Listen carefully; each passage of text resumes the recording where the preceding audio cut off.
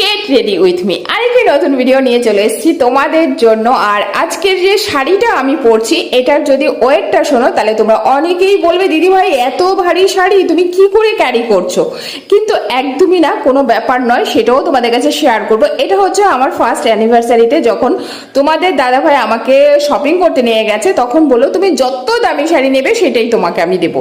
তো আমি চাইলে আরো দামি শাড়ি চাইতে পারতাম, কিন্তু এই শাড়িটাই আমি পছন্দ করেছিলাম। আর এই শাড়িটার ওয়েট কত সেটা জানো? এই শাড়িটার ওয়েট হচ্ছে 2 কিলোগ্রাম। এবারে তোমাদের মনে হচ্ছে না এটা কি করে তুমি পরে থাকো? একদমই ইজি, একদমই কষ্ট হয় না, তোমরা চাইলেও পরতে পারো। বরং শাড়িটা পরলে না নিচের দিকে একটু ঝুলে থাকে, দারুণ লাগে পরতে, খুব সফটও আছে।